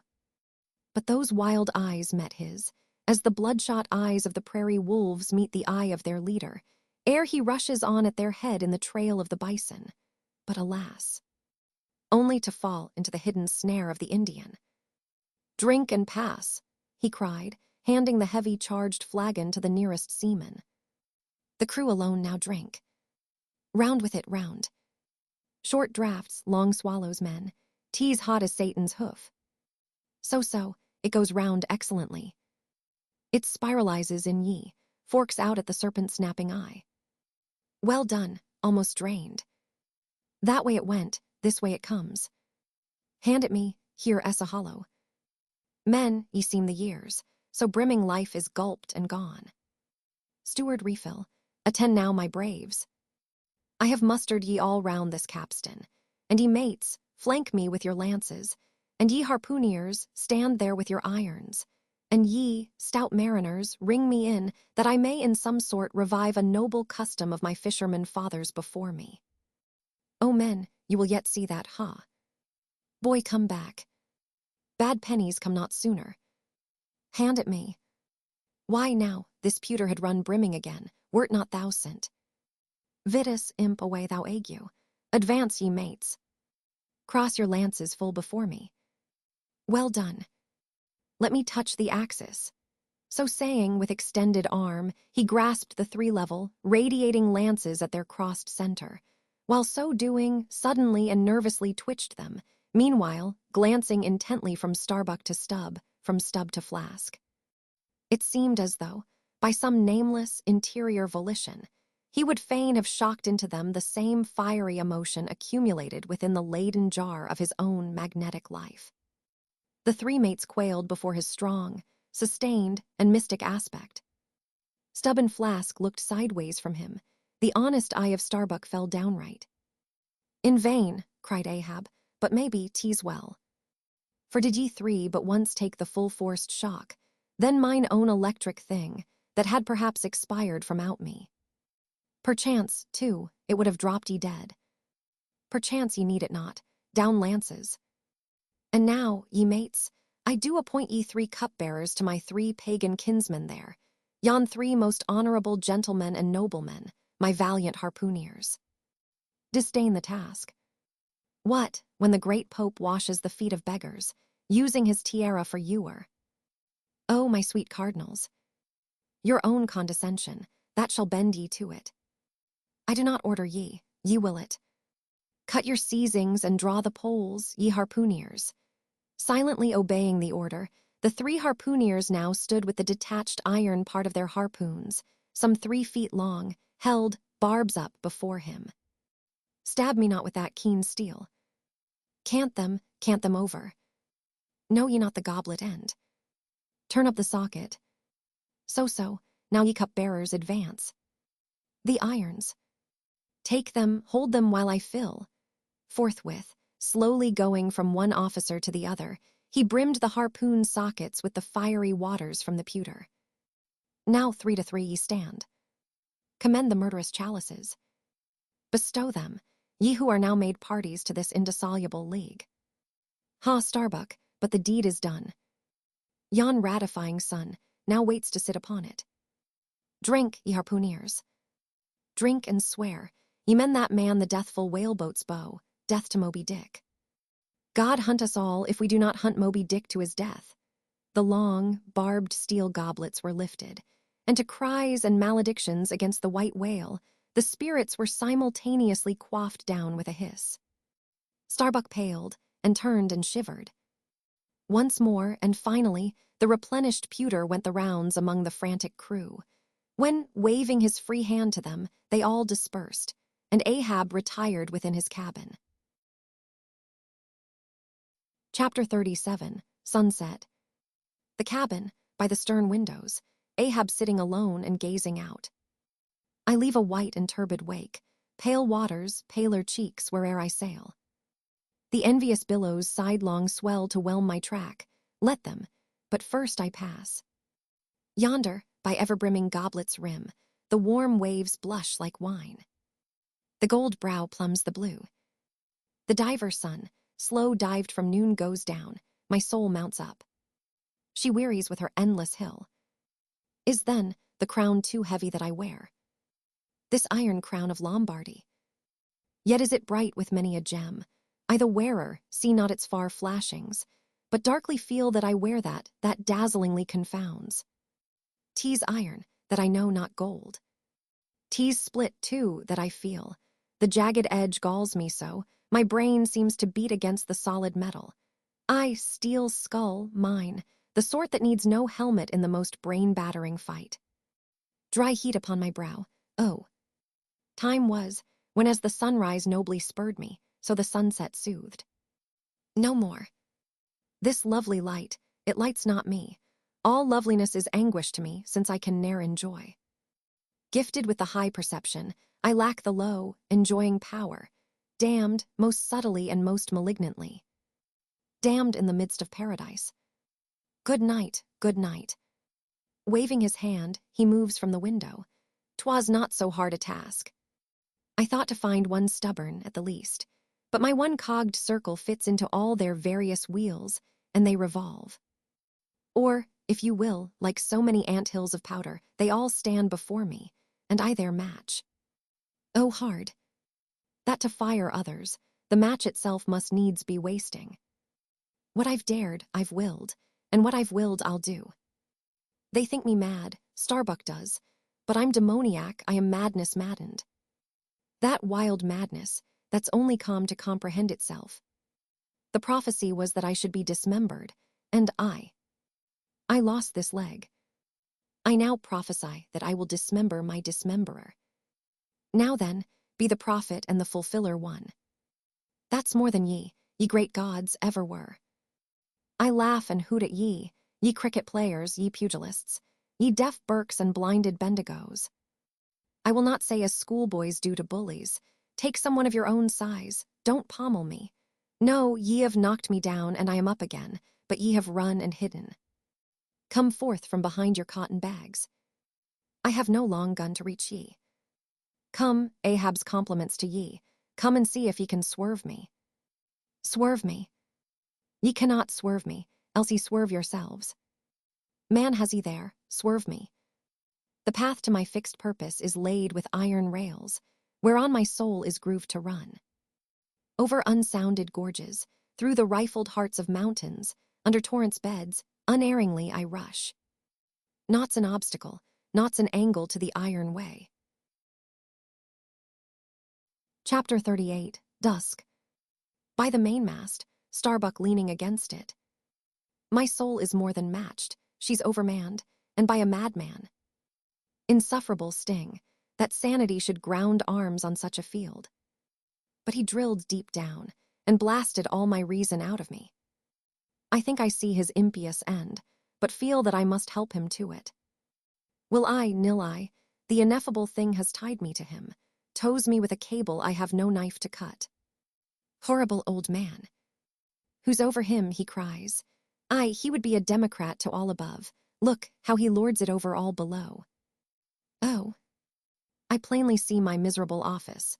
To obey, rebelling, and worse yet, to hate with touch of pity. For in his eyes, I read some lurid woe would shrivel me up, had I it. Yet is there hope. Time and tide flow wide. The hated whale has the round, watery world to swim in, as the small goldfish has its glassy globe. His heaven-insulting purpose, God may wedge aside. I would up-heart, were it not like lead. But my whole clock's run down. My heart the all-controlling weight, I have no key to lift again. A burst of revelry from the forecastle. Oh, God! To sail with such a heathen crew, that have small touch of human mothers in them. Whelped somewhere by the sharkish sea. The white whale is their demigorgon. Hark! The infernal orgies, that revelry is forward. Mark the unfaltering silence aft. Methinks it pictures life. Foremost through the sparkling sea shoots on the gay, embattled, bantering bow, but only to drag dark Ahab after it, where he broods within his sternward cabin, builded over the dead water of the wake, and further on, hunted by its wolfish gurglings. The long howl thrills me through. Peace. Ye revelers, and set the watch. Oh, life. Tease in an hour like this, with soul beat down and held to knowledge, as wild, untutored things are forced to feed. Oh, life. Tease now that I do feel the latent horror in thee. But tease not me. That horror out of me. And with the soft feeling of the human in me, yet will I try to fight ye grim, phantom futures. Stand by me, hold me, bind me, O ye blessed influences. Chapter 39, First Night Watch, Foretop. Stubb soulless and mending a brace. Ha. Ha's him. Clear my throat. I've been thinking over it ever since, and that ha's the final consequence. Why so? Because a laugh's the wisest, easiest answer to all that's queer. And come what will, one comfort's always left. That unfailing comfort is, it's all predestinated. I heard not all his talk with Starbuck, but to my poor eyes Starbuck then looked something as I the other evening felt. Be sure the old mogul has fixed him, too. I twigged it, knew it, had the gift, might readily have prophesied it, for when I clapped my eye upon his skull I saw it. Well, Stubb, why Stubb, that's my title. Well, Stubb, what of it, Stubb? Here's a carcase. I know not all that may be coming, but be it what it will, I'll go to it laughing. Such a waggish leering as lurks in all your horribles. I feel funny, fa la lura scura. What's my juicy little parrot home doing now? crying its eyes out, giving a party to the last arrived harpooneers, I dare say, gay as a frigate's pennant, and so am I, fa la. Lyra scurra. Oh, we'll drink tonight with hearts as light, to love, as gay and fleeting as bubbles that swim on the beaker's brim, and break on the lips while meeting. A brave stave that who calls, Mr. Starbuck. Aye, sir. Aside, he's my superior, he has his too, if I'm not mistaken. Aye, sir, just through with this job coming. Chapter 40, Midnight Forecastle, HARPONERS and SAILORS. Foresail rises and discovers the watch standing, lounging, leaning, and lying in various attitudes, all singing in chorus. Farewell and adieu to you, Spanish ladies. Farewell and adieu to you, ladies of Spain. Our captains commanded, one SD Nantucket sailor. Oh, boys, don't be sentimental, it's bad for the digestion. Take a tonic, follow me. Sings, and all follow. Our captain stood upon the deck, a spyglass in his hand, a viewing of those gallant whales that blew at every strand. Oh, your tubs in your boats, my boys, and by your braces stand, and we'll have one of those fine whales, hand, boys, over hand. So be cheery, my lads. May your hearts never fail, while the bold harpooner is striking the whale. Mate's voice from the quarterdeck. 8 bells there, forward, 2 ND Nantucket sailor. Avast the chorus, 8 bells there. D'ye hear, bellboy? Strike the bell 8, thou Pip. Thou blackling. And let me call the watch. I've the sort of mouth for that, the hogshead mouth. So, thrust his head down the scuttle, starboilenshoy. 8 bells there below, tumble up. Dutch sailor. Grand snoozing tonight, matey, fat night for that. I mark this in our old mogul's wine. It's quite as deadening to some as filliping to others. We sing, they sleep. I lie down there like ground-tier butts. At 'em again. There, take this copper pump and hail 'em through it. Tell 'em to avast dreaming of their lasses. Tell 'em it's the resurrection. They must kiss their last and come to judgment. That's the way, that's it. Thy throat ain't spoiled with eating Amsterdam butter. French sailor, hissed boys. Let's have a jig or two before we ride to anchor in Blanket Bay. What say ye? There comes the other watch. Stand by all legs, Pip, little Pip. Hurrah with your tambourine, Pip. Sulky and sleepy, don't know where it is. French sailor. Beat thy belly then, and wag thy ears. Jig it, men, I say, Mary's the word, hurrah. Damn me, won't you dance? Form, now, Indian file and gallop into the double shuffle. Throw yourselves, legs, Iceland sailor. I don't like your floor, matey. It's too springy to my taste. I'm used to ice floors.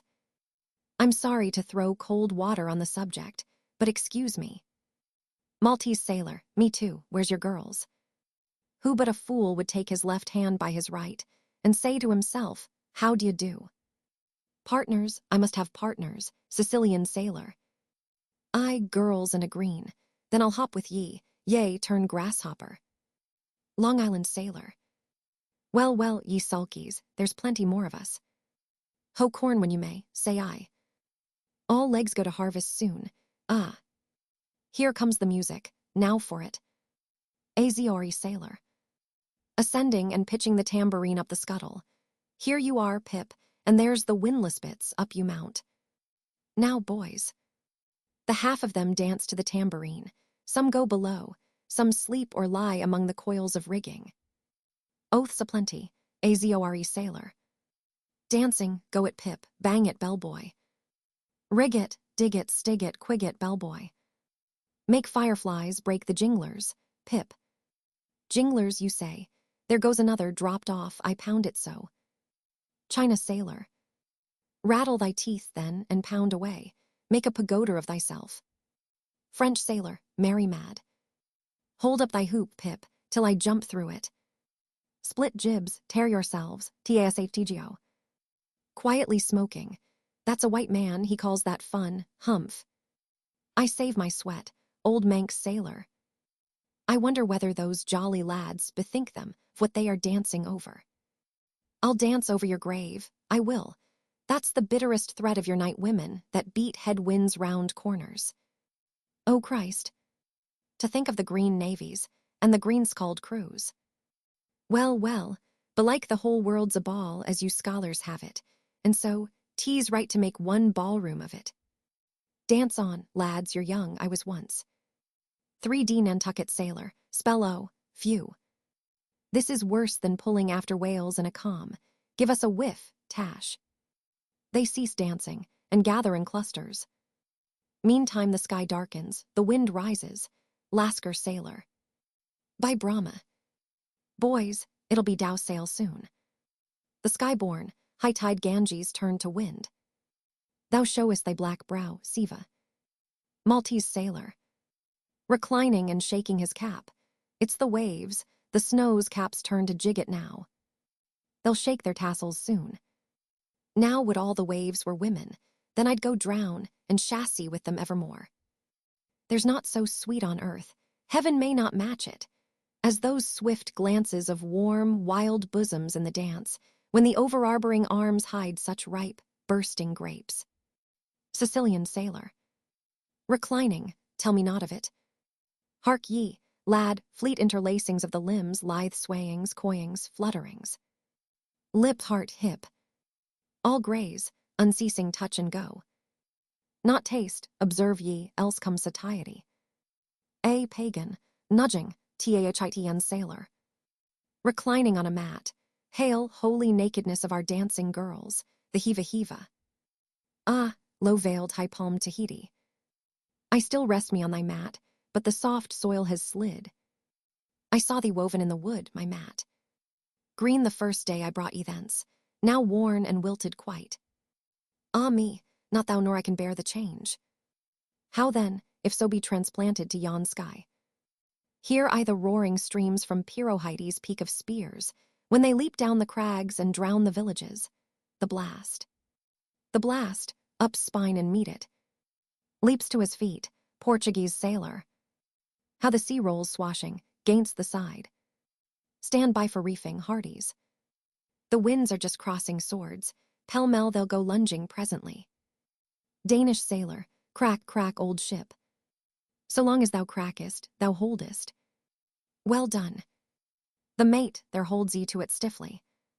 He's no more afraid than the Isle fort at Kattegat, put there to fight the Baltic with storm-lashed guns, on which the sea salt cakes. 4th Nantucket sailor. He has his orders, mind ye that. I heard old Ahab tell him he must always kill a squall, something as they burst a waterspout with a pistol. Fire your ship right into it. English sailor, blood. But that old man's a grand old cove. We are the lads to hunt him up his whale. All, aye, old Manx sailor. How the three pines shake. Pines are the hardest sort of tree to live when shifted to any other soil, and here there's none but the crew's cursed clay. Steady, helmsman, steady. This is the sort of weather when brave hearts snap ashore, and keeled hulls split at sea. Our captain has his birthmark. Look yonder, boys, there's another in the sky, lurid-like, ye see, all else pitch black. Daggio, what of that? Who's afraid of black's afraid of me. I'm quarried out of it, Spanish sailor. Aside, he wants to bully, the old grudge makes me touchy, advancing. I, harpooner, thy race is the undeniable dark side of mankind, devilish dark at that. No offense, Daggio grimly, none, SD. JAGOS sailor, that Spaniard's mad or drunk. But that can't be, or else in his one case, our old mogul's fire waters are somewhat long in working. 5th Nantucket sailor, what's that I saw lightning? Yes, Spanish sailor. No, Dagu showing his teeth, Daggio springing. Swallow thine, mannikin, white skin, white liver. Spanish sailor meeting him, knife thee heartily. Big frame, small spirit, all a row. A row, a row. TASHTGO with a whiff. A row alow, and a row aloft, gods and men, both brawlers. Humph Belfast sailor, a row. A row. The Virgin be blessed, a row. Plunge in with ye, English sailor. Fair play, snatch the Spaniard's knife. A ring, old Manx sailor. Ready formed, there, the ringed horizon. In that ring Cain struck Abel. Sweet work, right work, no. Why then, God, mad'st thou the ring? Mate's voice from the quarterdeck. Hands by the halyards, in top-gallant sails. Stand by to reef topsails, all. The squall, jump my jollies. They scatter, Pip shrinking under the windlass. Jollies, Lord help such jollies, crish crash. There goes the jibstay, blang wang, God. Duck lower, Pip, here comes the royal yard. It's worse than being in the world woods, the last day of the year. Who'd go climbing after chestnuts now? But there they go, all cursing, and here I don't. Fine prospects to 'em, they're on the road to heaven. Hold on hard, Jiminy, what a squall. But those chaps there are worse yet, they are your white squalls, they. White squalls, white whale, sure, sure. Here have I heard all their chat just now, and the white whale, sure. Sure, but spoken of once. And only this evening. It makes me jingle all over like my tambourine. That anaconda of an old man swore 'em in to hunt him. Oh, thou big white God aloft there somewhere in yon darkness, have mercy on this small black boy down here. Preserve him from all men that have no bowels to feel fear.